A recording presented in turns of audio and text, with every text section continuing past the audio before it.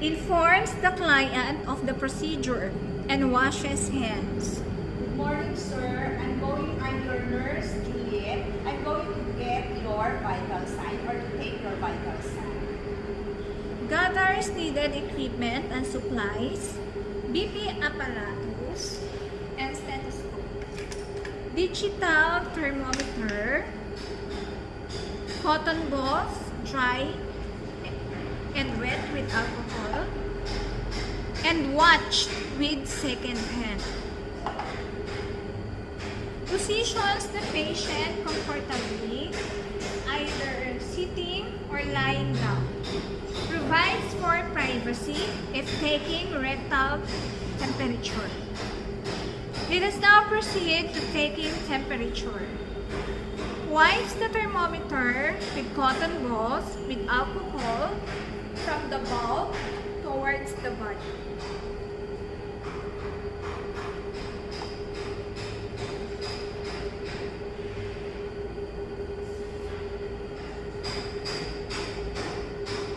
Turns on the thermometer by pressing the power button. For oral, instruct the client to open the mouth and raise the tongue. Places the bulb of the thermometer under it. Instructs client to close her or his lips to secure the thermometer. Waits for it to beep. Exposes the axillary area. Makes sure it is dry. Places the bulb at the hollow portion of the axilla. Puts the client's arm across his chest to secure the thermometer. Waits for it to beep. For rectal, positions client in Sims position.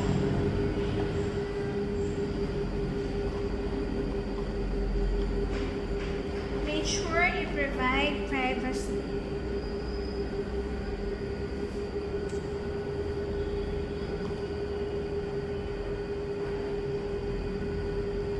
Lubricates the bulb with KY jelly.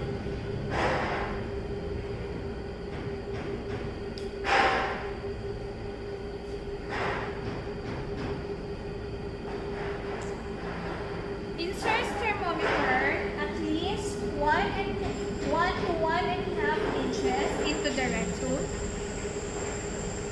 For adult, 1 inch for child and ½ inch for infant. So, before you insert the rectal thermometer, you need to ask the patients to take a deep breath if it's an ago.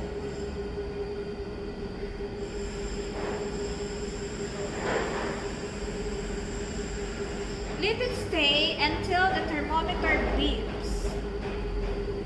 Removes and wipes with the dry cotton balls from the body towards the bulb.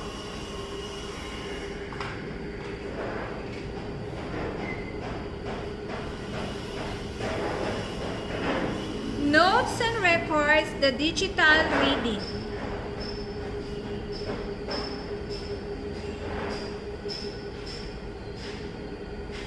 Cleans the thermometer with cotton balls with alcohol.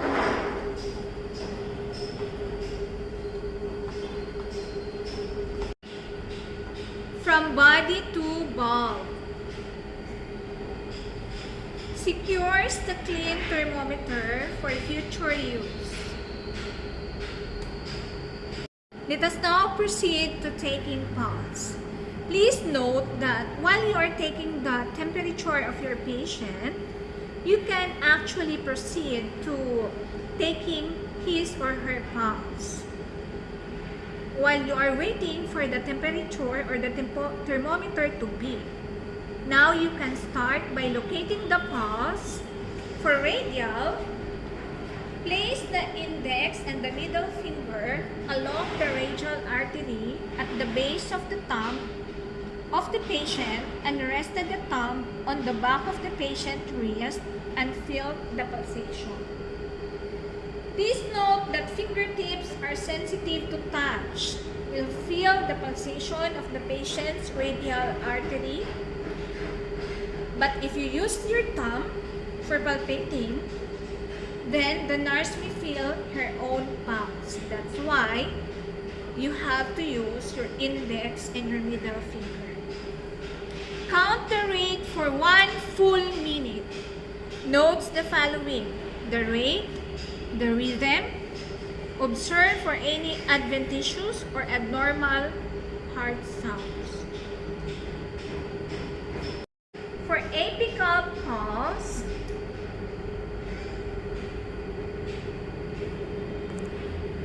expose the area, the chest. For demo purposes, I'm going to show this. I need to expose this area so that you can see it. Okay. You're going to place the diaphragm of the stethoscope at the fifth intercostal space, left mid-clavicular line, usually below the nipple.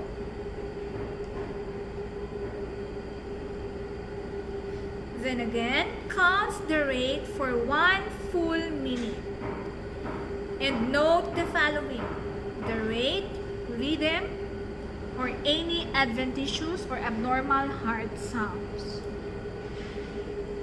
It is 75 beats per minute, regular rhythm with no abnormal heart sounds. Now let's proceed to counting respirations. This is actually done after you take the pulse rate. So after you take the pulse rate, you can proceed to counting the respiratory rate of your patient. So nakahawak pa rin si ma'am para kunwari kumukuha ka pa rin ng pulse rate so that the patient hindi siya ma-conscious. Kasi pag na-conscious siya, pwedeng mas mabilis ang kanyang paghinga or mas humina. You cannot get an accurate respiratory rate pag conscious ang iyong patient.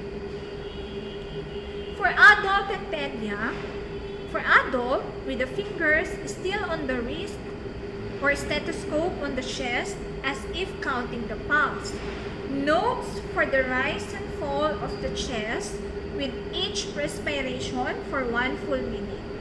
For pedia, places the stethoscope over the chest, then counts the breathing at the end of every expiration for 1 full minute.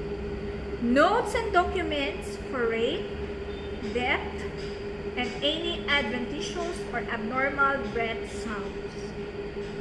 So the respiratory rate is 18 beats per minute or 18 cycle per minute. So that is one rise and fall of the chest. So the patient has an 18 breath per minute. It is regular. There is no difficulty of breathing.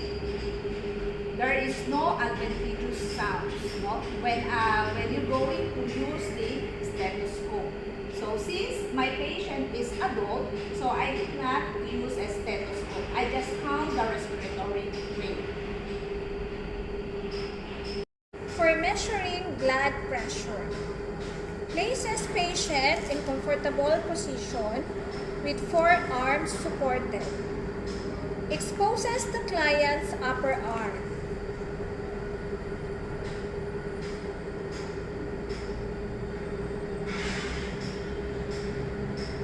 Locates the brachial pulse at the antecubital area.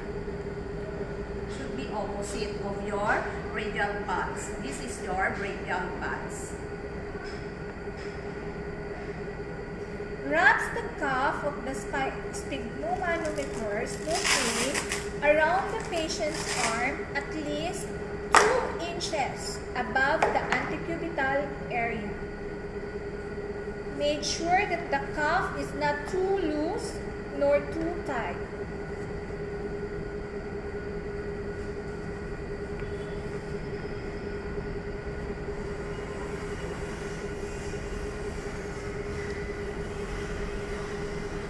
Places the diaphragm thumb of the stethoscope over the pulse.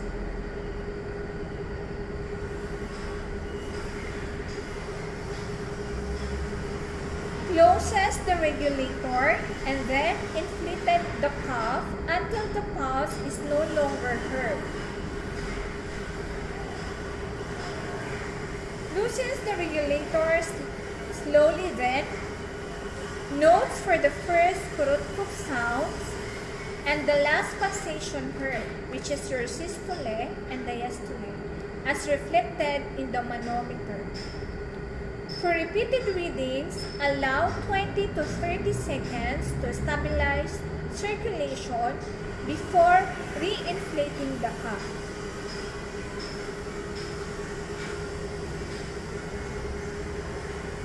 Then another thing, you may put this manometer. There's a certain strap. It depends on the brand of your or the cuff that you can place it here. You can keep it actually.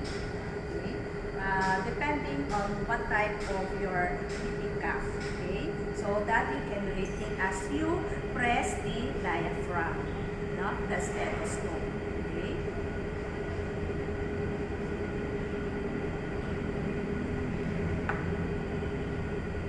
Now, if you're going to repeat it, you need to wait for at least 20 to 30 seconds.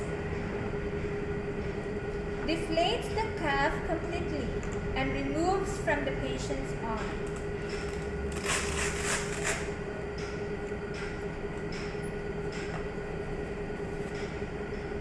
Notes the systole and diastole.